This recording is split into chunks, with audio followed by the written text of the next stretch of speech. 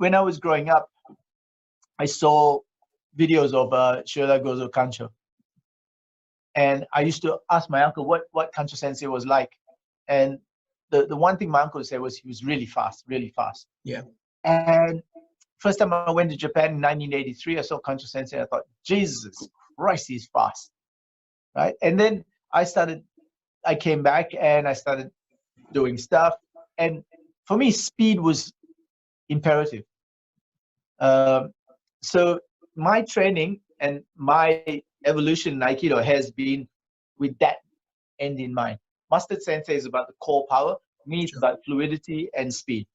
I won't trade that for anything, because you know my size. I can't take a punch. Yeah. If you hit me, I'd cave in, right? I can't take a punch, and I can't be stationary for long enough to take a punch, right? And the best technique in the world is no good unless you can do it fast. Sure. Yeah. So that's guided my Aikido. And I think as I slow down from what I've seen, hopefully, even as my speed dies down, my timing will improve. Sure. Yeah. And that's what I saw with Gozo Shioda Sensei, Kancho. I saw that with my uncle as well. As I got older, the timing just clicked in. Okay. Yeah, perfect. That's something that we're going to discuss a little bit as well, because I think I've heard you say before that the difference between combat sports and things like that and martial arts is that martial artists will consistently improve as they get older, whereas combat sports, they're always going to reach a peak because the body just can't take the punishment anymore. As you said, you can't keep taking the punches. When you start reaching, the 40s, 50s, things like that, your body just won't take it. But now you can keep... I don't think I said that. Okay. I don't think I said that. Do you agree with it, though? Yeah, I agree with it. I see with some of the very traditional martial arts, the Koryu, the senior teacher will accept the technique, especially with sword and jo and stuff like that. The uchideshi, almost like the uke, would receive the technique, and they would always be the senior, so they could feel your power, they could create the timing for you, create the opening, etc. Whereas in more modern martial arts like judo and aikido, the senior is the one throwing. Yeah. Right. I'm 59, Dan. I wouldn't want a 20-year-old judoka throwing me. Yeah. When I was 20, cool. Now, I don't know if my body can take it. Sure. So I think there's times when you need to step back and say, okay, my job now is as a teacher. Okay. I also, I don't know if I'm going to answer your question. This is my own thing, right? Yeah. But I get a lot of people asking me, like, why don't you prove yourself in Aikido? Why don't you do this? Why don't you do that? And man, I've been doing Aikido for 48 years, right? Worked in doors of clubs. I've taught for all that time. I think I proved myself enough. And I'm not a fighter in that sense of the word. But Aikido's taught me never to give up. So if you're going to take me down, you better do it. Yeah, do it the first chance you get. You want to take me down, take me down. But I've seen a lot of people who are really, really good, technically, really tough. They open a school, they open a gym, whatever. And as soon as they find difficulty with the local council, with the electricity company, their finances go down under, they give up. So where was all that fight? Because that's the fight we learn as martial artists cannot just be a physical thing. It has to go here and here. It has to be mind, body, and spirit. So, I think if you look at the best warriors of yesteryear that we remember, Julius Caesar, Alexander the Great, anyone you want, they had mind, body, and spirit. It wasn't just they weren't just tough, or they weren't just clever. They were all of it. And those are the people. Those are the people we should aspire to be like. Definitely. I think that's super important at the moment as well, isn't it? Especially with what's going on around the world. Yep. I've seen some people step up to the mark in terms of martial arts instructors, and they've gone, right, what can we do in this time? I've seen also others of you said just kind of go, right, that's it, Yep. we're done. How are you finding it? Obviously, it's a little bit different in terms of Australia and England, or Europe even, but I think martial arts are affected no matter where you are. I think you know, in Australia we got some good backup from the government. I've heard in the UK you put a spray that they've screwed you being a sole trader or something. Yeah, people have fallen through the gaps a little bit, but and same here. I think the banks have screwed us. The government's helped us, but the banks won't hold back on the interest. You know, this, but all that's separate. I think the challenge for us is two things, right? How long it's going to take to come back, and when governments let us come back. Because in my mat area, if they say it's 4 square meters per person, I can put 40 people on the mat. Exactly. But the fact is, we're going to be grabbing each other. Yeah. You know, we're arm's length away. Is that ethical? Is that correct to allow that? Legally, I probably can, but is that ethical? And also, people's perception of what's going to be safe. Yeah, I think that'll be more the thing, when it'll be the fear. Yep. And you know, in the 80s, when I had my first dojo, the interest rate I was paying on my mortgage was 17-18%. I kid you not. And I had 3 jobs. I used to literally run from one job to the other to help pay for the dojo. Yeah. And I wasn't worried. I did it. Yeah. Now I'm worried. Yeah. Now I'm worried. You know why? It's out of my hands. Yeah. I won't give up, but you know, I'm also not as young as I used to be. Yeah. Yeah, definitely. You've been doing the Keep the Flame Alive talks then, with various Yoshinkan practitioners around the world. You know, high-end ones. How did that come about, and why? Honestly, I don't think you can learn Aikido from, or any martial art, online. I think you need a partner in front of you. You need to feel. You need to move around. This online stuff is just for dire situations. Yeah. Everyone said to me, "You should do something online. You should do something online." And I said, "No, no, no." My girlfriend said so. All the instructors here said so, and I said no. Then my daughter said to me, "Dad, you should do something online." And I said no. And she said, "Dad, they need to hear your voice." Yeah. And I thought, okay, fine. And I started doing it, and I limited myself to 2 things. One, what can you do alone, and what can you do in a very small space? So that's my criteria. And after 2 classes, I thought, Jesus, I haven't got enough material for this. Yeah. So I thought, you know, hey, why don't I start interviewing people? And that's how it came about. Good, fantastic. Yes. Yeah. Sorry? Born of necessity. Born out of necessity. Yeah, good, perfect. Yeah, good. Have you got plans to interview other martial artists as well then? How long is this going to continue on for? Indefinitely? I don't know. We'll see. As long as I'm having fun. Okay, good. Yeah. It's not a money-making thing. I've interviewed so far people that I know, because I don't want to interview people. I want to have a discussion with them. Sure. Yeah, and my next interview is with 3 female instructors from this dojo. Okay. Because I think that's important. Definitely. Then after that, it's going to be a lot of Aikido people, because most of the listeners are Aikido people. But I want to tap into some of my Kyokushin karate friends, and then throw it out there. Perfect. Yeah, sounds good. Yeah. Excellent. But I don't want to interview people on subjects I know nothing about. Yeah, have some knowledge. Because so I want to be able to, yes, and I want to be able to pull them up on certain things. So if I don't interview someone, it's not because they're no good. It's because I don't know enough about what they're doing. Perfect. Yeah, good. Okay. Your teaching style then, you obviously teach around the world. You're very popular teaching, both by yourself and also with Mustard Sensei, etc. How would you class your teaching style, and why do you think your teaching style is the way that it is? I wouldn't class my teaching style. I leave that to the people who come to the seminars. Mm-hmm. You can classify my teaching style or ask me more questions about it.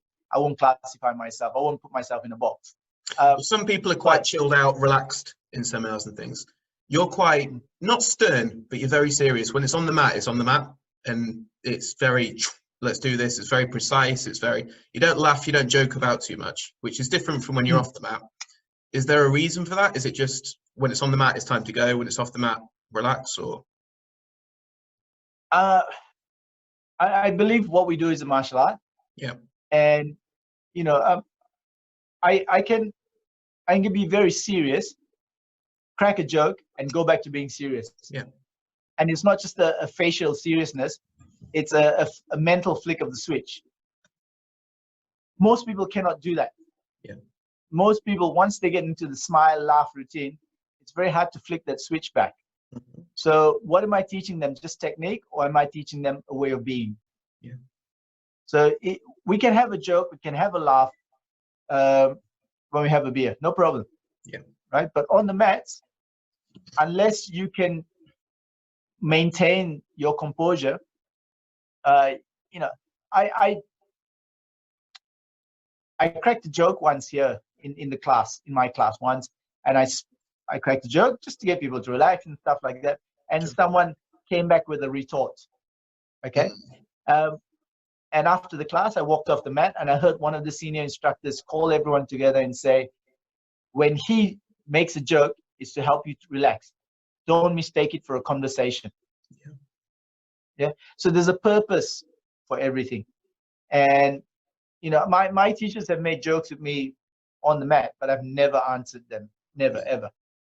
I just like, oh, and that's it. You know, I've hardly even smiled at their jokes. Even if I thought it was funny, I wouldn't smile at it. Yes. But it's just me, I guess. And Mustard Sensei says because I'm a miserable bastard. He's probably right. But it's my way. I think we do a martial art. And when I was training in Japan, there wasn't much smiling, and you know, and part of it then is it's a misinterpretation of the Japanese word for to be happy or to have fun. And it's different, you know, to have fun is one thing, to be happy is another. So you should be happy when you train, and that doesn't necessarily equate fun. Yeah, definitely. So you're happy on the inside, but you don't show it here. Mm. You know, look, when I teach, people are laughing and giggling. You know, next time you sit in the bloody dentist chair, right? Tell me how comfortable you're going to be with a dentist who's laughing and giggling and coming at you with a drill. Yeah. He's got no control. Yeah. Right now, if someone's laughing and giggling, I don't want to give them my arm to put 30 kilos of weight on it. They got no control. Mm. I'm going to give you my arm, bloody respect it, and to respect it, you need to have control. You need to show me some control. Yeah. And if you can't control your face, what can you control? Sure. Yeah. So that's my reasoning, and but mainly it's a martial art, and for me, laughing and giggling right through the class is not martial training. Of course, you have a laugh, but then switch off or switch back on and go back to training again. Get serious again. Perfect. The other part of the question, why I teach the way I teach. Yeah. I teach. You've traveled with me before in Melbourne to different places, and I teach dependent on the audience in front of me. So I'll teach kids differently, teenagers differently. At the high schools we went to, I teach adults differently. I teach black belts differently, and my seminar style is the same. Yeah. Therefore, that's why when I teach seminars, I often split the class. Other teachers like doing everyone the same. I like splitting the class because I like teaching to the audience. Sure. Okay. Yeah. Perfect. Great. I'm going to keep coming back to the efficacy of martial arts because I think you're the best man to talk to about it, and I think that it's a question that often gets overlooked in terms of being respectful to the art, being respectful to your teacher, things like that. And I think sometimes that's a cop-out because it gets into this cultish scenario sometimes where what's being taught isn't effective in any sense of the word, but it's a respect thing where you don't disrespect the teacher, you kind of just bow down to their teachings of it needs to be done like this and that's the only way. And one type of Google into YouTube or anything like that, you're seeing these things like no touch knockouts, people staring at each other and they're falling over, and they're purporting it to be Aikido. What's your thoughts on this and why this, I don't want to say it, but why the state of Aikido is the state that it is today? It's fucked, isn't it? Yeah. But yeah, why? Yeah. Why has it become such a fucked up situation with it? Where it used to be a well-respected art, where people would travel from other things like judoka would go to train with Ueshiba, would go to train with Kancho Sensei, and then suddenly somewhere along the line it's lost its way, I feel, because there's been no evolution. I think there has been evolution, but probably not for the best. Okay. In lots of situations, right? Part of it is Japan being the way it is. Okay. Paul Kale has a theory, and he said that after the Second World War, Japan was in need of healing. Yes. Yeah. And so O-sensei, developed Aikido, changed Aikido in a way to heal people. Yeah. I mean, if people just saw the atrocities of war, are you then going to teach them how to rip eyes out and pull someone's throat out? No. You teach them how to work together, learn, live together. Street violence is almost non-existent in Japan. Yeah. And so why teach people that? But that's them. Okay. For us, we're stuck in what we believe or what we see our teachers want us to do. Yeah. So I think that you do not speak the way you were taught to speak in school. You've developed dance talk. Sure. Right? So how can we as Aikidoka blame our teachers for practicing the way we do? I've been doing it 48 years, right? And I cannot blame my teachers if my Aikido is ineffective. I have no right. I've had 48 years to correct it. But I need to. You follow what your teacher does. So you try to emulate that, or they wouldn't be your teacher. No, I don't. A teacher is not a cardboard cutout for you to emulate. They're a living source of information. They're for you to learn from, not just emulate. I've never wanted to be like any of my teachers. Okay. Never. But I mean, happily steal whatever they have. Sure. I want to do this technique like Shioda Gozo. I want to do this technique like Thambu Sensei. This technique like Inoue Sensei, and then make it my own. I never want to be like anyone. I don't want to dress like anyone. I don't want to speak like anyone. Sure. But I will learn from everyone. Okay. And my Aikido is, I let people judge what my Aikido is, but what it is not is what someone else should think Aikido is. If that makes sense. It's your Aikido. Okay, so it's my Aikido. If I see someone do no touch Aikido and it's fabulous, I'm not going to do it. It makes no sense to me. I don't want to do it. It's not. If that's the state of Aikido, then I'll give up and go fishing, man. Yeah. And if people want to believe that, then do so. Don't come to my dojo. When you come to my dojo, you do what I say in the class. After class, you're allowed to practice. You're allowed to do whatever you want, as long as it's safe. Many dojos don't allow that. Yeah. You can, before and after class, you can only do what the teacher says. After class, it's free mat time. You do what you want, as long as it's safe and you pick the right partner. I've got people here who do karate, who do BJJ, and I'll ask them to show other people certain things. Yeah. I got no issue with that. But when I teach, you do what I say. And having said all that, I have a responsibility to my teachers and to the art to not blindly follow what they did, but to try and follow the principles they laid down. I will use the principles of Aikido to combat any and all situations. I've heard, no, don't worry about what I've heard in the past, but there's a lot of people who use their teachers as a crutch, not to explore the possibilities of Aikido. Yeah. And you know, a long time ago, I spoke to Paul Kell, and someone had asked him, in front of me, what was the best martial art? And essentially, he said that if you gave a sniper an Uzi, it was no good. Yeah. If you gave a street kid a Glock, they wouldn't know how to use it. You gave someone going door to door a sniper's rifle, no good. So you have to find the weapon that suits you, or the weapon system, Aikido, karate, whatever, right? Once you have the right weapon, do you have the fortitude to use it?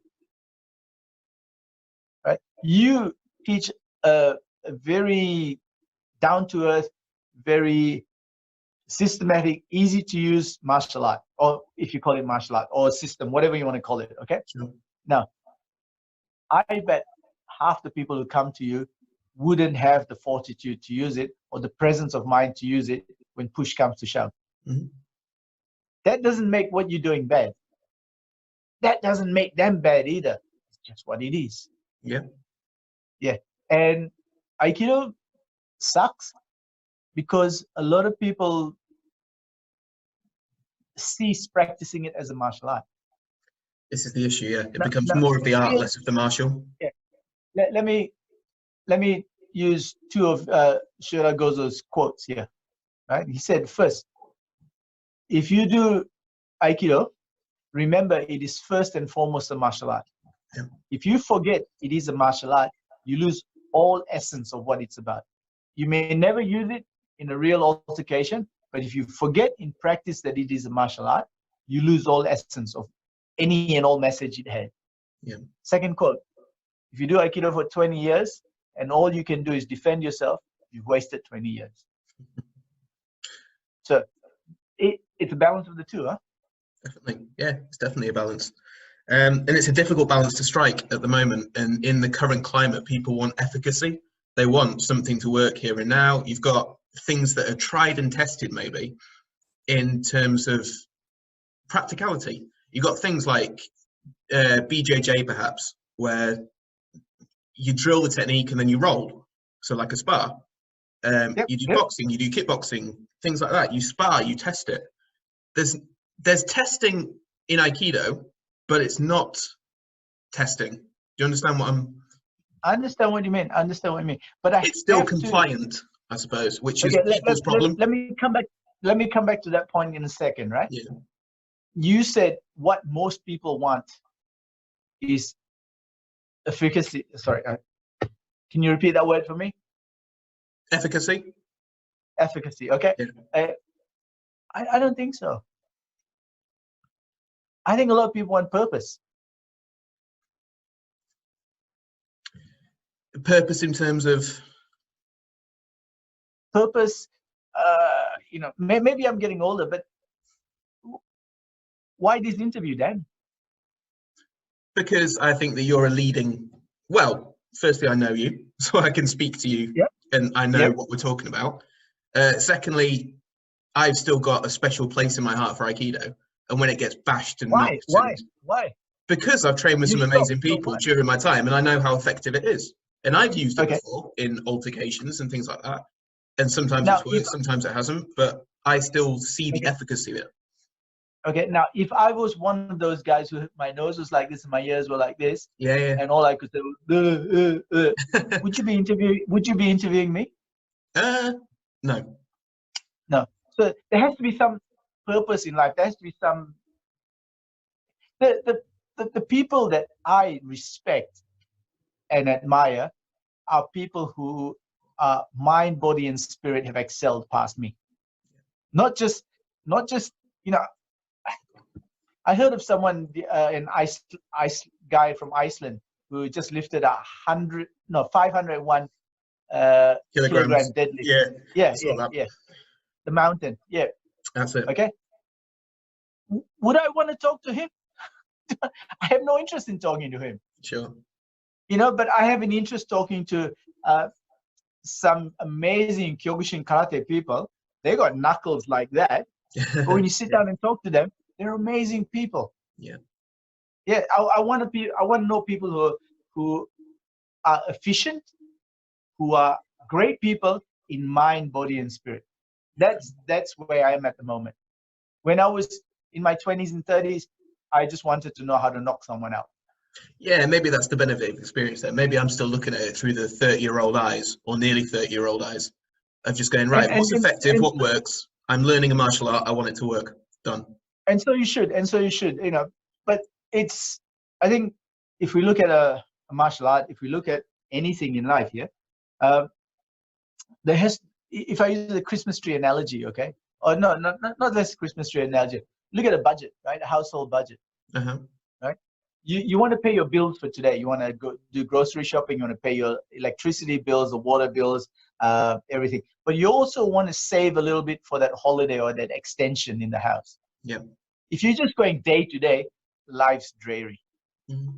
But you cannot save for that extension or that holiday unless you pay the bills today. And I think martial arts is the same. Unfortunately, with Aikido, everyone's going for the high-reaching fruit without giving people what they want here and now. Yeah. I think for again, to quote Dragon Sensei, the real test of any martial art is for as long as you stay viable to people, you will live. As long as you're offering people something. When you stop offering people something, you will die out. Yeah. And you know, the no-touch stuff that you alluded to, and that we both have the same opinion on that, right? Yeah. Man, if anyone can knock me out without touching me, right? I'll give him 10 grand US. Yeah. Yeah. That's an open invite. If you can knock me out without touching me, I'll give you 10 grand US. Right there here. You go, people. Okay. Yeah. I would offer you more, but I haven't got more. 10 grand US, right? Yeah. If you can knock me out without touching me. So, look, you and I have the same opinion. You and I want the same things, but we're at different stages in our lives. Sure. And we've had different experiences. Doesn't make one right or one wrong. There's mutual respect. And for me, that's what Aikido is about. That's what martial arts is about. That's what being a good human being is about. Yeah. And at the end of the day, you know, fuck man, I don't want to produce fighters. I want to produce good human beings. Yeah, good. Yeah. Perfect. Yeah. Where do you see the future of it then? Where do you see the future of Aikido going in the next 5, 10, 15, 20 years? Moving past all this Corona stuff, when we're back to training it as we were, or however close we can be to as we were. I think Aikido is an art form, and it's going to vary. It's going to be really like, there's going to be a whole spectrum of what Aikido is and should be. Maybe with the coronavirus thing, the no-touch stuff will take off. Yeah. And all of us who have to put hands on each other to take each other down, maybe they'll lose. But you know, I've thought, I think there's a world. I don't know, to be honest. I don't know. But I do know that with the laws the way they are, for crowd control and for law enforcement and stuff like that, Aikido's got a place. With the right instructors, it's got a place. You know, you yourself know, if you're in a pub and someone says, "Hey, I'm not going," yeah, they're not swinging a punch at you. They're just saying, "Hey, I'm not going." What are you going to do? You know, break their nose and drag them out? Yeah. You'd be up for charges afterwards. Yeah. You know, and same with law enforcement. If someone says to a copper, you know, I'm not going, a peaceful protest, I'm not going, and you smash him in the head with a truncheon and drag him off, you're up for charges. Everyone's got cameras now. Yeah. So there is a place for Aikido because it's effective. I've used it. I'd like to say it's worked all the time. It hasn't. There have been times when it hasn't worked. There have been times when I haven't worked. Sure. Yeah. But you know, I think there's a time and place for it. Perfect. Yep. Okay, good. Thank you, Sensei. I think we've got Pleasure. Yeah, got good Dan, can I ask you a question? Yeah, of course. Why did you stop doing Aikido? There was a few reasons, really. I questioned the effectiveness for me of what I was being taught. If I was closer to you, I probably would have stayed. But at that time, I couldn't find someone that would progress me as far as I wanted to go. I was training in other things, and I was getting more out of that than I was at Aikido at that point. And so it wasn't really a conscious thing that I'm going to stop. It was just I started training more in something else, and this got pushed aside. But I think for me, the training became more art than it did martial, and it was more about your health and well-being and flexibility and suppleness and things like that. And I didn't want to do yoga or Tai Chi or something like that. It wasn't of interest to me. I wanted the dynamicism that you bring and the fast, hard, effective Aikido that I know is out there. So you've moved on. You've moved on, right? And you're doing something that's very practical and something that you're obviously making a good living out of. Why still that drawback to Aikido?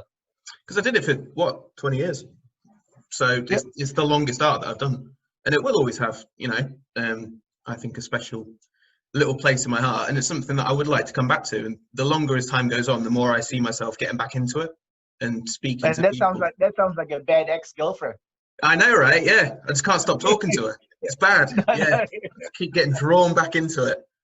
Yeah, but not always a good thing. Not always a good thing at all. No, but equally, I know the right things to do and the wrong things to do now because I've gone off and I've done other things. So I know what works for me, what doesn't work for me, and what I want from my martial arts. Yeah. So let's just recap a little bit. Yeah. Where does it say that Aikido has to look like this? Where does it say that to do Aikido you have to put on a white dogi?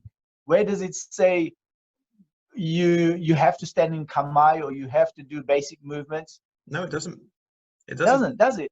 No, it doesn't. But yet in my syllabus now, my applied syllabus, I'm using the concepts that I've learned in Aikido about structure, form, body placement, body weight, things like that. That's transferred into it. We don't wear gis and we don't do kion and kion dosa and things like that. But for me, it's still Aiki. Yeah. Yeah. So maybe that's the future of Aikido.